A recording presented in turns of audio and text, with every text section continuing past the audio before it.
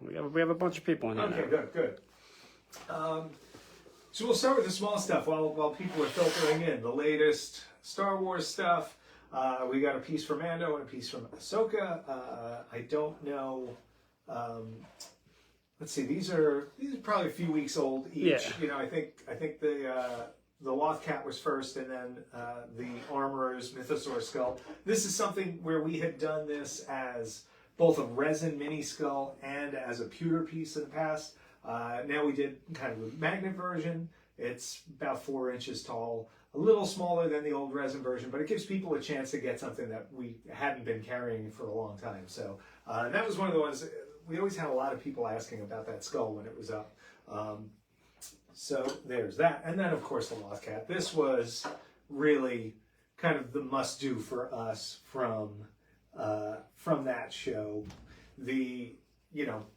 We're creature people, so it had to be the new creature. And these are all, for both of these are made in-house. They are now shipping. They're the sort of things that if you order them on the website, they should go out in a couple of days. We also recently released a couple of new magnets for Indiana Jones. So prior to, we had this guy, which was Temple Trap is technically what he's called. We call him Dartface because they're the guys that blew the darts out. But I always love this that comes with the Indy's torch with the darts stuck in it. I thought that was a nice little touch. And so, in addition to the first version of this, we came out with 2 others. These are based on other props that are in the film. All 3 of these were digitally sculpted by Christian Maggi here at the shop, which was awesome. And they're all also made in-house, all hand-painted, hand-distressed. You can see hopefully you can see there's a bunch of weathering on that. Oh, do you want to turn that light on? See if it does anything? It'll probably just reflect off the backdrop so no one can see anything. We always have, it's funny, people come in all the time to have me look at paint, and we have to get up and walk out of the office because the lighting in the office is the worst. We work in a cave. Entire studio. But maybe that's a little better. Yeah, looks good. So anyway, the 3 Dartface magnets, those are pretty cool. I'm excited to keep the indie line going and to be putting out some smaller stuff alongside the bigger stuff that we've been doing. There was also, I'm sure people saw a mini version of the Grail tablet from Indiana Jones and the Last Crusade. What? You'd like to see the full-size one? Why, sure. Say no more. So, oh gosh. So this is him. So this is 1-to-1 off the original prop. Now, is that the magnet we're showing? This is the, yes. Yeah, just bring in the full one. Right, yeah, wait till you see the shipping price. So this is indeed the full-size version. It is, it's technically considered wall decor, but even though it's wall decor, we did scan the original prop and kind of, so on the back you've got a couple of little keyholes that you can use 2 screws or nails on your wall to hang it. Very easy, barely an inconvenience. And the front is just loaded with detail. All of that comes right off the original. And show them how thick it is. There it is. Yeah. Was somebody asking? No, okay. It's just a good feature. It's got some heft to it. It's funny, it's maybe about 5 or 6 pounds, which on something this big that looks like stone, that maybe seems light, but it's actually got some heft to it. It's maybe about a 1/4 inch thick resin all the way around. And these are all hand painted. They got a lot of layers of distressing. Hopefully some of that's coming through in the imagery here. I don't know how well the lighting is, but... yeah, it looks good on camera. Cool.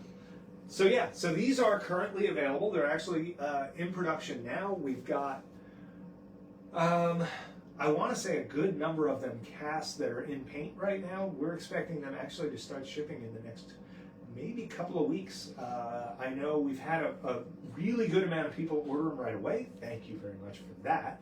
And we're prepared to keep going on these as long as we can. This was one of those pieces where because it's decor, we don't have to put a specific limit on it like we do with the collectible stuff. But because of how big they are, how much time they take, and all the handwork, I wouldn't count on it being a forever thing. So if you are thinking about it, probably a good thing to grab. Speaking of good things to grab, and speaking of Last Crusade, look at all these. I've got multiple Good segues. segues. So, this right here, you might recognize, is the Holy Grail. So these were pieces that we put out, was it June? Late June? Yeah, late June. These debuted. And so slightly earlier than that, we took orders on the Urn of Nurhaci. Those are still in the works. Anybody who's ordered one of those, thank you for your patience. This is, that's a piece where you've got elements like translucent resin, which sometimes means you've got to put a little more time into the casting to make sure that they're coming out perfect before we start putting paint on them. But we are, I would say by the end of October, we should be painting on those, and then we should have the first few waves going out. What I will say is, like all of our collectible stuff, and this goes for like those Grail tablets and stuff too, this is not some huge company where we're buying things overseas and we get a container ship full of product that all ships out on the day that it comes in. When we are making stuff, it is always going to ship in small waves over the course of months because we have to hand make it all. So things like the Nurhacis, they'll start shipping in a few weeks, and then they're going to continue shipping probably for a few months. There's 150 of those that have to get finished up, all of them getting hand finished. There's airbrushing, there's hand paint, there's distressing.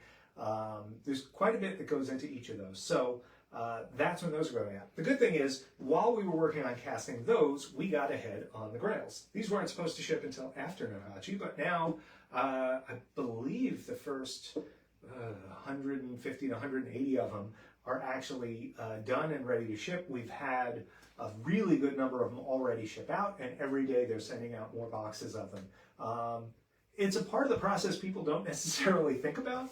You get the product and you assume it came off of some machine and it's just boxed, but actually for every one of these, in addition to the many, many steps of paint that it takes to get these things distressed just right and looking like that real prop in the archives that we scanned, someone has to take it, pack it, wrap it, put it in a box. On this one, we've kind of done a cool thing. We've got a little bit of that sort of old-timey packing hay kind of look in there. And for the cup itself, we have this great woven fabric that's hand tied up on each one. So for every one of these, someone's cutting that fabric, someone's wrapping it, someone's tying that. They're putting it into the boxes, they're adding the hay, they're making sure everything is packed and protected. There's also the plaque goes in there, there's the wooden base goes in there, the COA, all of this stuff. And of course then the boxes are assembled, the labels are done. Every one of these takes a little bit of time. Marco says the packaging is epic. Thank you, Marcos. Yeah, we tried to do something fun with this one. The whole styrofoam thing is nice. We're not crazy about styrofoam in general, just as a material and as something that is, sort of just waste at the end of the process. And wherever possible, we try and think of something that, especially in this case where it feels in universe, so to speak. I was really happy about this too, and it's nice to see people who are getting them that are excited about that. Alex says, perfection takes time. I'm excited for my urn, but don't mind waiting however long it takes. So thanks, Alex. So yeah, these cups, what I would say is this: while we're in the process of making them, it's actually a good time to hit that waitlist button. So if anybody missed out, go to the website, go to the Indiana Jones page, find this, and there's a button on there that says waitlist. It'll send us an email and get you added to the waitlist for those. We will start looking at those soon, once we get to about halfway through the edition. In terms of the build, but they're going very well. I'm so proud of the work the team is doing on them. They're moving at the right pace. Yeah, if you're thinking about the Grail, if you missed out on it, hit the wait list now. It's not guaranteed, but that it is now would be the best chance you would have to get on there. So please do. Unfortunately for the urns, that wait list is closed. We have more than enough covered, and in fact we're now getting near the 6-month mark where people's plans will start wrapping up, and if people aren't defaulting, then there are no waitlist pieces coming up. So yeah, if you haven't yet, wait list on that. It's probably your last chance. What else do we got? Oh, right. Grail tablet, done. Grail, done. Speaking of now available, Max Rebo. We should put someone with him though. So who's coming out tomorrow? So tomorrow's release is one that I've been looking forward to since the beginning of our Maquette project. It was one of the first pieces we researched at the archives. I'm obsessed with the sculpt on it. I love the body language. I love the posture of it. I feel like he's got the perfect energy for someone named Droopy. It really is cool. So I'll pull him out of the cabinet here. Hold on, sorry. I'm gonna just turn around. This might take a minute.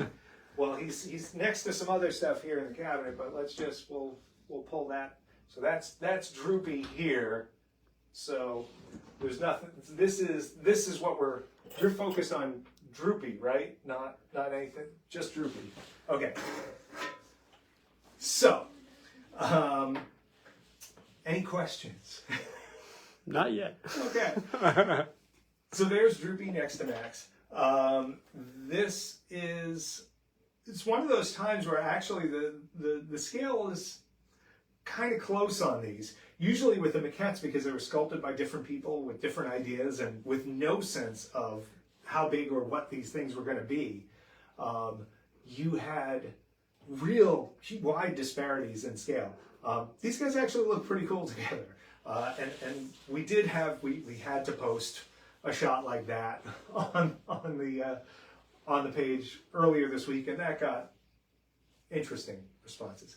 But this is something where let's see here. This one, numbered edition, is still available. Signature edition is sold out. If you go to the Regal Robot website, go to the Star Wars section, go to the archive collection, you can still pick up one of these Maxes, and these are ready to go. The ones that we have, we've got a small batch of them made that if you order today, it'll ship out in a few days. Going over to Droopy. So, this is the new guy. This pose just kills me, and I don't know why. I think you've got the name, you've got that. It's just there's an energy to this that is so compact and so cool. The sculptor on this was actually Wesley Seeds, who passed away. And we should have gotten one of Jeannie's plaques. Anyway, with Wesley Seed sadly gone, the other two people that were primary on this would have been Dan Howard, who also passed away, and Jeannie Lauren, who did the final skinning of the character. And this is something where the full-size character was fabricated out of foam, like Scott foam they call it, this big air conditioner kind of foam. And so you would have people like Dan Howard or Tony McVeigh or whoever would take big blocks of foam and shave them down with turkey cutters and with scissors until they look like the shape of the character. And then Jeannie's responsibility was to come in and actually make that look like a finished thing. In some cases, like a Man or Bubo, she was covering them with textured sheets of latex to give them lots of warts and bumps and wrinkles and things like that, and putting them on in a way where it created wrinkles. With Droopy, she was actually using, it was a slightly thicker material, not latex, it was like a thin foam, and the idea was to give him a very smooth surface, which is actually a lot harder than doing a big wrinkly monster. I don't envy her having to do that, but I am very glad that she was really happy to be part of this edition with us.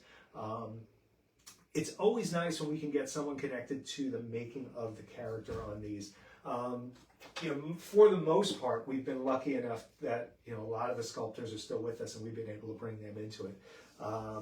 And with Jean, we've got someone who actually made that full-size costume, and she's also someone that, when you look at the other stuff she worked on a lot on the understructure of Gamorreans, a lot on things like Bubo and stuff that would be worn as costumes. She did a lot of rigging, strapping, making things movable and wearable. And Droopy would have been a real challenge for her, especially in that mobility, because he is He's small enough that she couldn't have gotten in it. If anybody watches the video interview, so if you go to the Regal Robot YouTube or the Tom Spina Designs YouTube page, you can find my latest interview with, in this case, Jeannie Lauren. We talk about her career before ILM, some work after ILM, her work in Howard the Duck on camera. Check it out. There's some great photos in there. Ian just commented, great interview with her. So thanks, Ian. Thank you, Ian. She was a lot of fun. She brought more props to her interview than anyone else did. She had crew gifts. She had old prop pieces. She had some really cool ephemera. Definitely check it out while you're there. Remember to like and subscribe. But yes, so she talked about getting into a lot of the costumes when she was working on them. With Droopy, she really wouldn't have been able to do that. So it was a lot of figuring out on the fly. And we just feel really lucky that she was as excited to be a part of this as we were to have her. What else do we got? Well, we had a few questions online. Okay. Michael C. says, I like the pricing on this guy. I assume it's because he's not as elaborate and a little bit smaller than the other maquettes.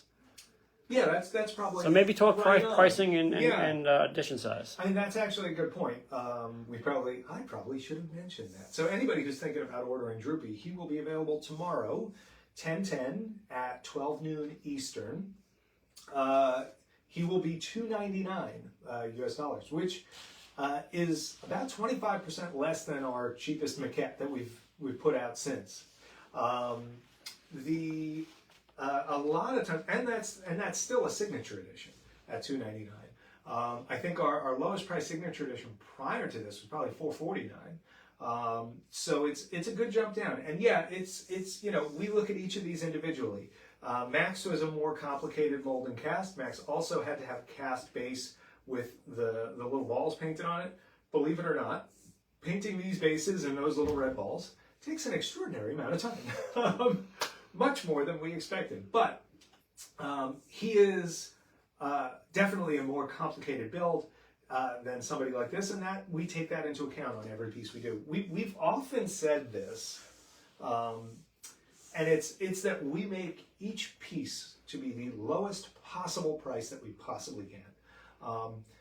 And that goes from the, $20 wall signs to the $30 magnets to the $300 and $400 maquettes, all the way up to things like our 19,000 plus life-size Chewbacca, of which we've got, I think, 2 in the studio at the moment.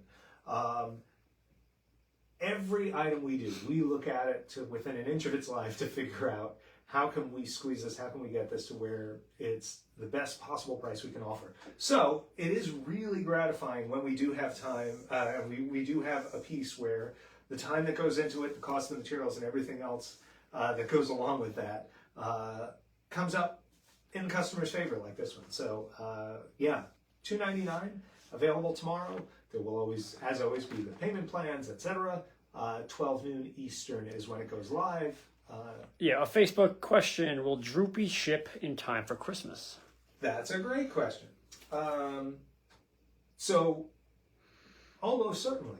The good thing with Droopy is, again, we were planning on this guy for a little while. People might even remember we had a sign at Star Wars Celebration that was like, guess who's coming up? And it was the outline, it was a silhouette of Droopy, I think it was a side view of him, if I remember right. And not a lot of people guessed what it was.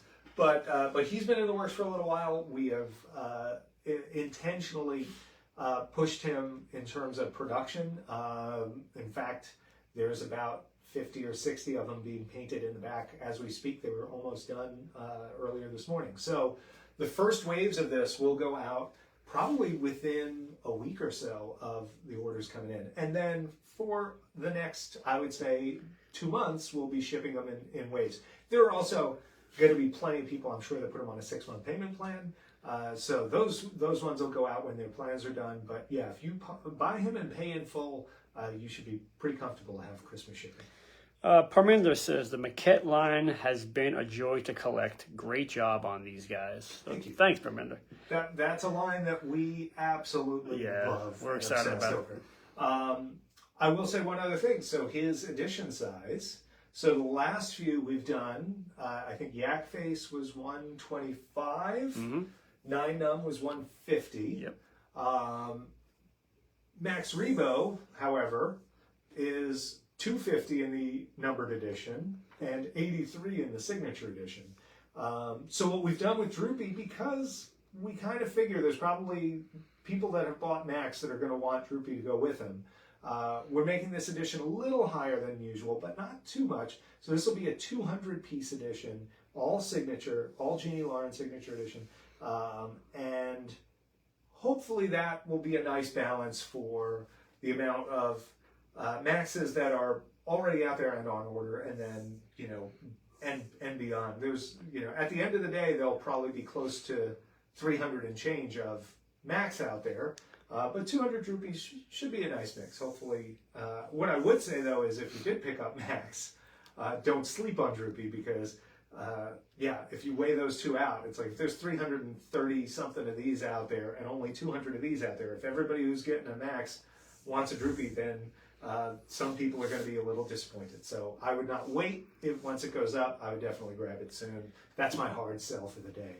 All right, AJ is saying, how many more maquettes will be released after this? My wallet is asking. So we have, I'm bored. A lot. I'll say that. So here's the thing. There are between 80 and 90 maquettes at the archives from the original trilogy and considerably more from the prequels. Not considerably more, but definitely more. We absolutely love this line. It's not going anywhere. It will only grow. I think ultimately our goal would be to put out between 6 and 8 per year. I think when we do stuff like that, there's going to be a real balance. You might have some that are in that $299 range, like Droopy. You might have some kind of in our sort of normal mid-range, 400 to 500 kind of range. There might be some uber deluxe, super duper maquettes that come out in very, very special editions that, you know, might have to be considerably more than that. But we're going to always balance those out so that the editions around them are maybe on the lighter side, so that you have people's wallets have a little bit of a chance to recover and they can keep going with us. Because the last thing we want to do is put out so many of these that people can't keep up, and then, you know, they wind up missing out. I would love everybody who's picked up one of these to be able to get the rest of the collection. Well, Ian says he wants all of them, literally every one. Me too. Yeah. We have a lot of them prototyped already. We have a lot of them in digital already in different phases. We are always re-looking at our release schedule and trying to figure out what makes the most sense. And we put a lot of thought into not overwhelming our collectors and making sure that people have a chance for their funds to ebb and flow a little bit, so that, you know, something like the Tusken Raiders, which, you know, people are just starting to finish off their plans on those. Those were all done and shipping, and I think anybody who's paid in full at this point, you should have your Tusken Raider bust. And anybody who's thinking about one, this is a great time to buy. We have a couple of them ready to ship. And I think there's only about 20 left in that edition of 150 pieces. Mm-hmm. And that was with the signature edition with the last living actor to play a Tusken Raider, which is really cool, Alan Fernandez. And those are also turning out really cool. One thing that I really, really like is when you do a prototype of something and you think you have it good, and then when you do the final and it looks better, the head wraps on the final, we tweaked. That's the only real change from the prototype, was that the color of the head wraps is slightly different.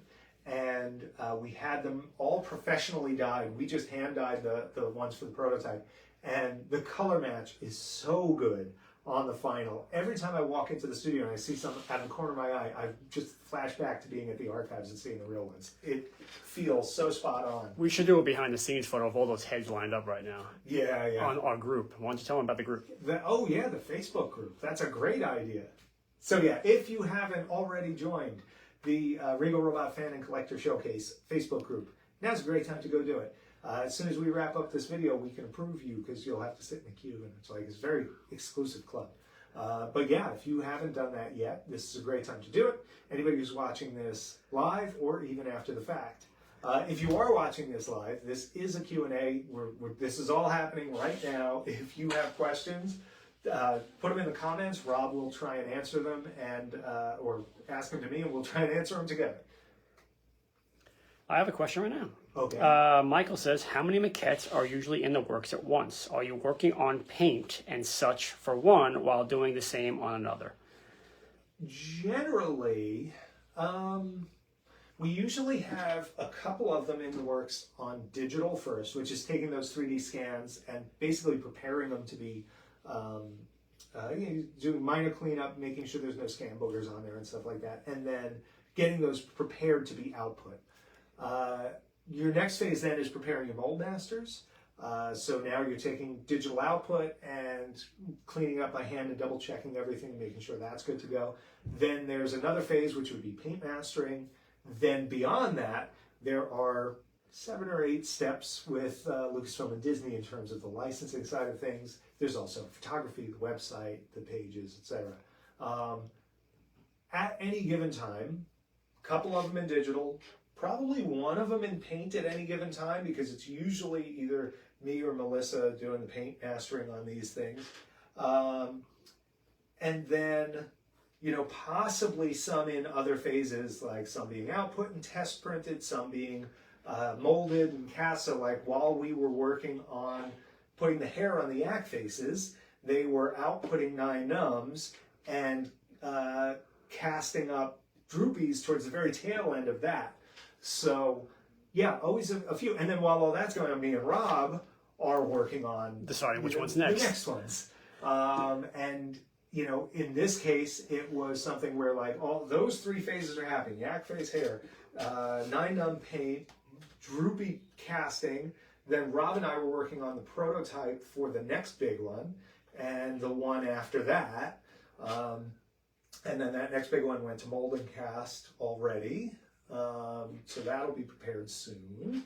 I have a couple. AJ's got a good question. Yeah. Are you sticking with signature edition maquettes going forward? Wherever possible.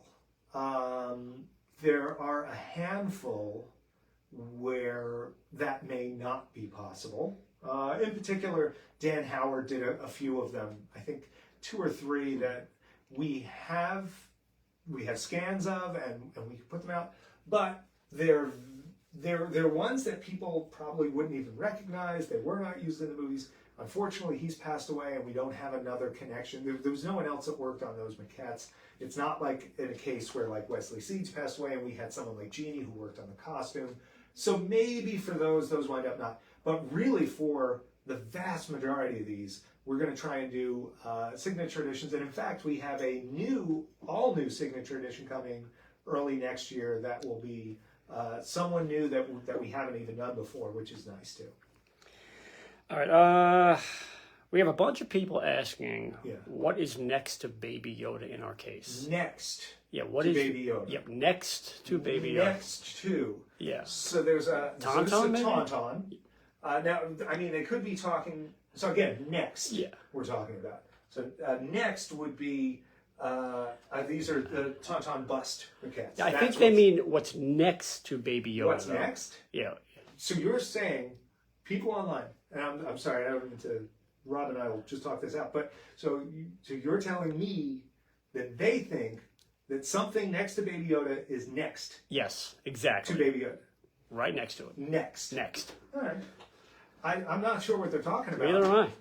But they're really sure it's next. And I mean, who am I to argue with that? I will say, so if they want to know about all this talk about next. So our next edition, so Droopy McCool, $2.99, comes out tomorrow. Great price point. Best we've ever done on one of these maquettes. Edition size? Edition size, 200 pieces. Far less than the number of Max Rebos that are going to be out there. Don't sleep on Droopy. He looks sleepy, but don't do that. Oh, who was asking about his nose, by the way? Yeah, well, we got a nose question, and we had where are his eyes question. So, some people thought the nose was his eyes. He has, much like Max, so his eyes are in the same place that Max Rebo's arms are. Yes. He has, Max Air quotes, Rebo has arms. only legs and apparently flippers, thanks Phil for blowing our minds. And Droopy McCool has no eyes. He does have a nose though.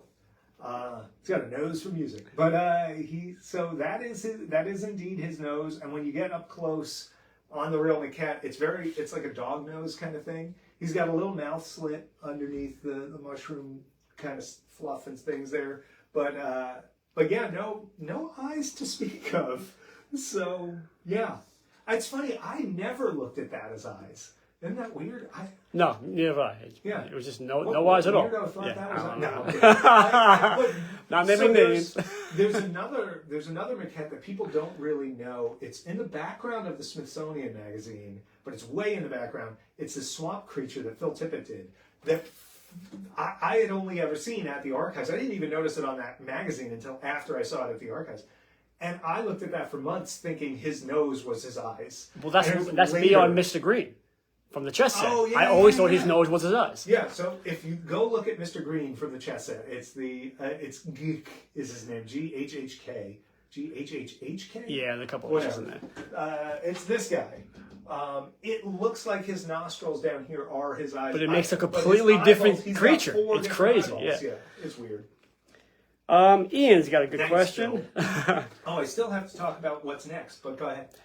He says, now that we're heading into the colder months, are there any plans for a fans and collectors hoodie?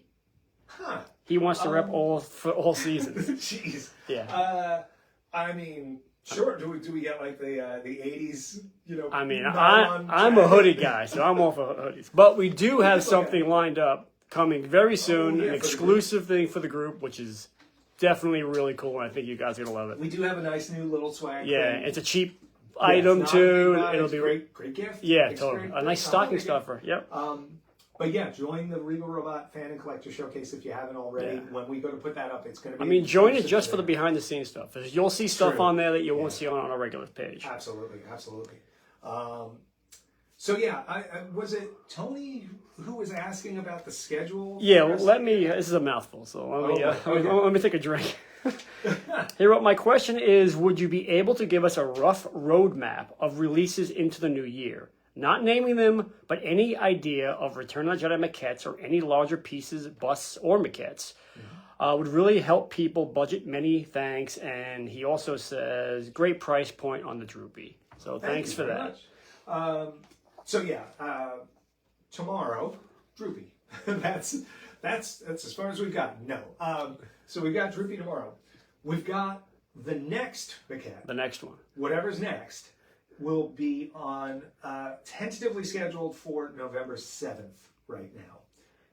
That will be a really big release. I'll come back to that. But the next maquette after that is going to be another closer to Droopy's price point.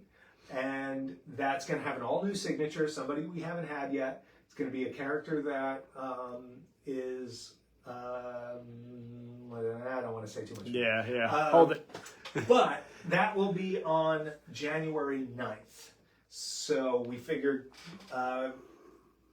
Droopy's a nice quick one, and then we'll have the bigger, more elaborate piece early November. People then have a couple months to recover and deal with the holidays and their families and all of that.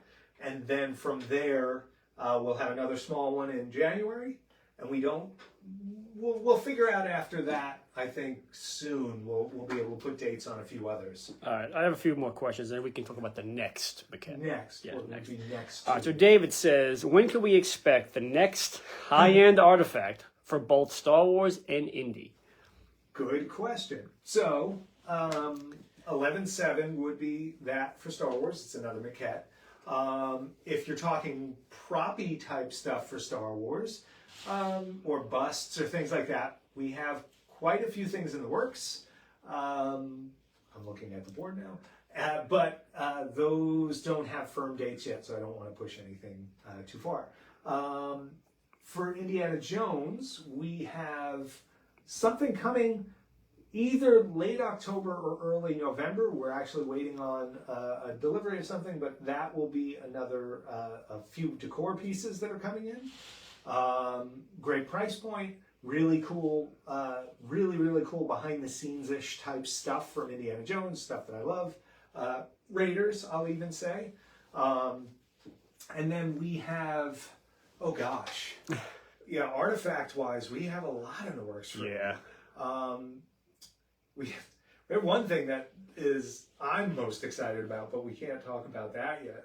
But we have a few things that are prop-ish. The cool thing is they extend beyond the usual MacGuffins, if you will. It's not just all Grail chalices and things like that. So stay tuned. There's a lot more Indiana Jones stuff to come, for sure. David says, when are you going to do a run of life-size busts for some of the Cantina characters?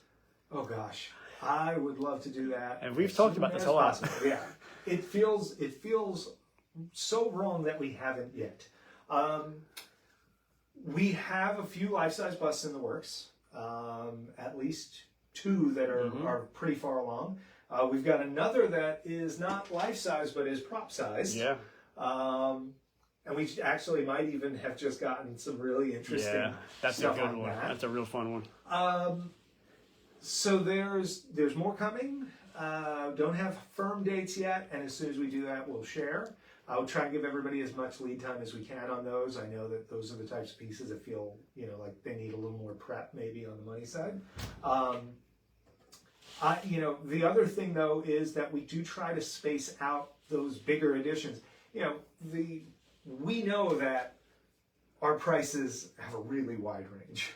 We know that we have plenty of stuff going out, and that's why you see more of the things like the magnets and things like that, and even things like, Droopy or the Grail Cup, where, available tomorrow, hit the waitlist button, where, we have bigger editions and we have maybe a more rapid release schedule. When we do the really big stuff, things like, those Tusken Raiders, both from a making them standpoint, because we make a lot of this stuff here, remember, with a very small team who work so hard, and from a customer absorption kind of standpoint of them, people having enough, frankly, funds to do things and space for things and stuff. We didn't want to release another life-size bust while we were still working on the Tusken Raiders. Now that those are out of the way and people are starting to pay their plans off, I feel more comfortable putting something onto the front burner and getting something out there for folks. 2 more questions. Sean is asking if we will release a Bouche Leia maquette. Never say never. And Camille is saying, with the 25th anniversary of Phantom Menace, would there be any plans for a maquette from that film? That'd be fun. Yeah, it would be real fun. That would be fun. There's certainly enough to draw from. And those maquettes are really nice. They're beautiful sculpts. Yeah. It's funny that I feel like the sculpture level on the maquettes for the prequels is head and shoulders above. Yeah, they're nuts. Most of the original series ones. The original trilogy ones, there are a few here and there where they're really standout sculpts, but most of them are loose. They're characters. Yeah, more sketches. They're sketches. Yeah. And they're cool because of it. But the the Phantom Menace ones and the Attack of the Clone ones. Yeah, they're especially bonkers. Attack of the Clones. Yeah, they're so good. Yeah, there's some Tony McVeigh stuff. Yeah, they're from mind Attack of blowing. the Clones that's just bonkers. Ian says Eope, and which is a really good maquette. It is a good maquette. We've seen that very close. It's huge. Yeah. Ian, where are you putting it? Yeah. Camille followed up with loving the whole maquette line. Great job to you and the team. So thanks, Camille. Thank you, Camille. I'm pretty caught up now on questions. And I think I got everything in terms of and for if anybody is still curious about the next maquette, let's give them a little hint about how special the next maquette is. So without giving too much away. So here's the thing. So the next maquette might be It's top 4, top 5. Oh, easily. For sure, of the sculpts. Can we tell them what we're calling the next maquette? Not the name of the We maquette. can tell the editions. Yes. So the next one, will have 2 editions. It will have a standard signature edition, and it's going to have what we're calling a legacy edition. I don't want to go too far into what that is. We got to hold that one back. But what I will say is this: where a normal signature edition is unique and handled and hand signed and everything, the legacy edition to me goes 5 steps further. Easily, yeah. It is extremely unique. Yeah, this is one of the most special things I think that we've came up with yet. And it really was it came together as a real collaboration with the person signing. It has plenty of their input and you know, we were even we were even surprised along the way at where it went. And the end result is so unique and very, very individualized. So you will have a decent sized signature edition and then an edition. And that probably is as far as we'll go with that. But that'll be the edition currently scheduled for 11/7. That, you know, these things can always change a little bit as we get our approvals and things like that, but that's where that's looking right now. James is asking, is there a price point on the next maquette after Droopy? Not something we can announce just yet. Brian just says, no questions, or just wanted to say your work is amazing. Thank you, Brian. I guess Brian got the check we sent. This is paying off. Yeah, the swag worked. AJ saying, will the legacy also include a signature plaque? Yes.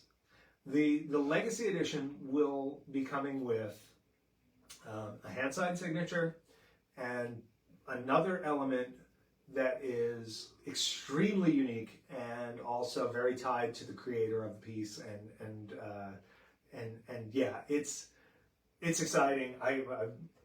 Yeah, it's really hard not to say more. Camille is asking, these live videos are great, so thank you. And she's asking, will Lucasfilm allow you to produce a maquette for any of the rejected or unrealized designs from Jedi? So the answer to that is 100% yes. And that's something I would love to do. We're trying to figure out where those fit. The right way to do it. At this point, you know, one of my big pushes, and really one of our big pushes is to get each of the sculptors represented where we can. That's why, you know, even though our next piece might be a familiar name, the one after that, the one for early January, is going to be a new person. And that's why Jeannie is on, you know, Droopy. And we didn't just hit another from, you know, Chris Wayless or David Carson or Ken Ralston or Phil or any of these people that have done so many of them. So once we start to hit everybody once, then we can kind of circle back around and see, you know, Judy's got a couple of great unrealized ones. Kirk Thatcher's got really good. Really cool one. There's a lot of fun. Parminda's asking, will the legacy include a swatch of Phil's beard? I mean, we're pretty convinced some of his maquettes have his hair on them. Yes, I mean, absolutely. That's totally his hair. So if anybody's ever seen the Mr. Big from the chess set, I believe Phil said that the hair on him is came his off hair, his beard at the time. Not on our version. Our version is fake hair, but on the originals. We can make a new version with Phil's hair. We can like an old white version. So, yeah, it's like an aged white. Prototype version. Yeah. I have to say, I kind of don't doubt that we could get Phil to do that. I don't know how Disney would feel about us selling an old man beard and everything. But yeah, that's actually kind of funny. And now, why would you say Phil for what's next? No idea. I think. I am actually caught up. Cool. Well, alrighty. Thank you, everybody, for tuning in. If you are watching this on Facebook, please remember to join our page and to go to the Regal Robot Fan and Collector Showcase and join that group. If you are watching this later on YouTube, please like and subscribe, all that fun stuff. The group, talking about the group one more time. The Regal Robot Fan and Collector Showcase. And remember tomorrow, 10/10 at 12 noon. So that is October 10th, 12 noon. Droopy McCool, 200 pieces. Jeannie Lauren Signature Edition, her first Signature Edition on any product, let alone one of ours, which is, pardon me, really cool and amazing. And the lowest price point of? Lowest price point of any of the maquettes we've done so far, $2.99. Get them, bring them home. They'll ship actually pretty quickly on this because we're already in production. And you know, if you have Macs, you can't. You need that. It's like salt and pepper. You need That's that. right. Yeah. Wait a minute. Hey, what do you? I took you to Corpies. We just made that. And this is how these things happen. Exactly. Thank you, everybody, for watching. We're gonna go and think of more crazy things to make. Thanks, guys. Bye.